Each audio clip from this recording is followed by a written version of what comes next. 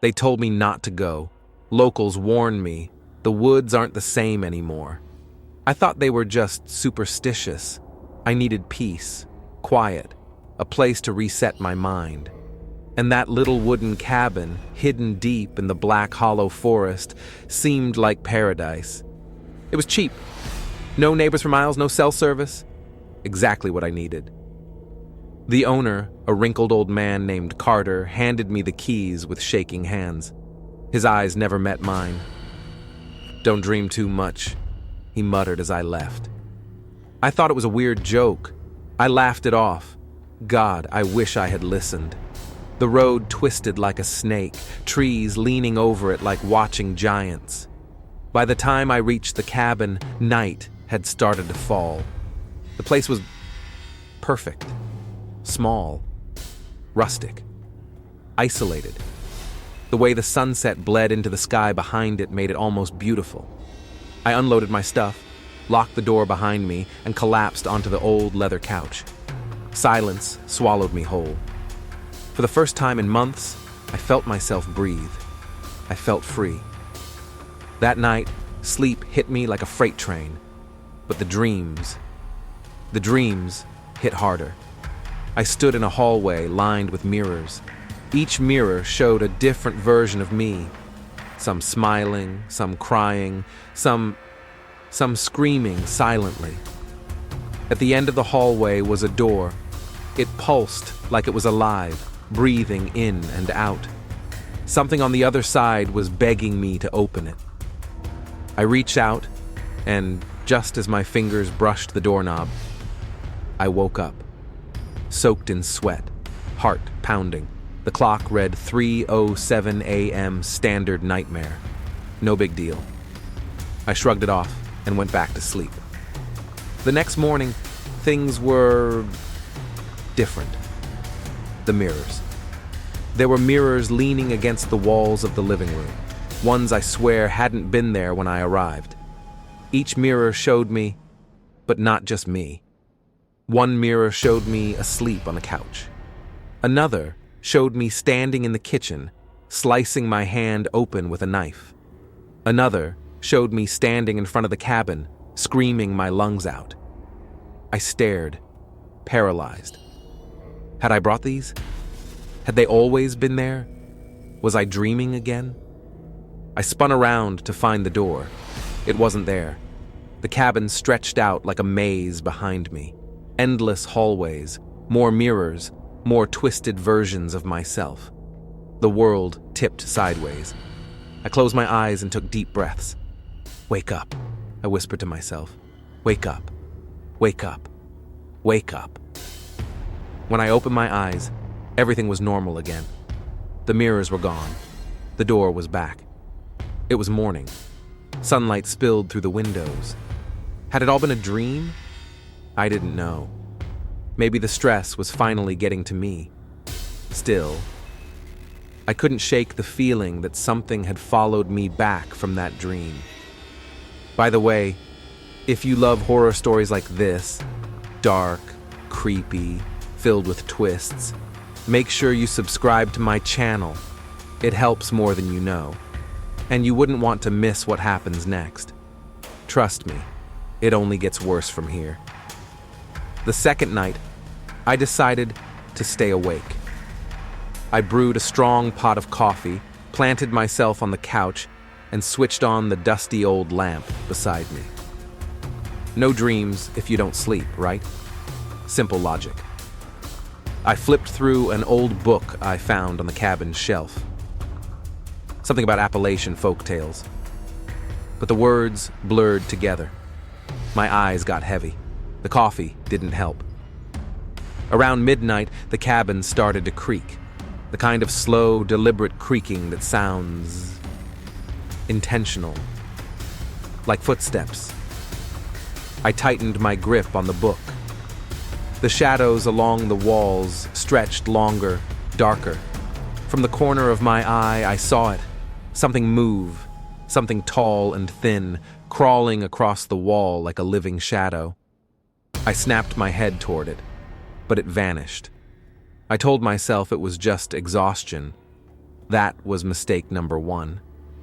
I decided to do a lap around the cabin just to clear my head. Bad idea. As I walked through the kitchen, I noticed the back door was slightly open. The cold night air licked at my skin. I know I had locked it earlier. My stomach twisted. Probably the wind, I whispered, not believing a word of it. I closed it carefully, turned the bolt, and backed away, keeping my eyes on it like it might spring open again. That's when I heard it. A whisper, right behind me. Faint, slithery words I couldn't understand. I spun around. Nothing. Just the empty, creaking cabin. My heart pounded so hard I could hear the blood rushing in my ears. I told myself I was losing it. I needed sleep. That was mistake number 2. This time, the dreams hit harder. I was back in the hallway, but now the mirrors were shattered. Glass crunched under my bare feet. The door at the end of the hall was open, pitch black inside. A voice, my own voice, called from the darkness. "Come in. You're already home?" I didn't want to, but my body moved on its own. Each step closer, the air grew colder, thicker. I crossed the threshold, and the door slammed shut behind me. Total blackness swallowed me. Something brushed against my face, something cold, wet, breathing. I screamed, but no sound came out. When I woke up, it was still night. Or at least it should have been.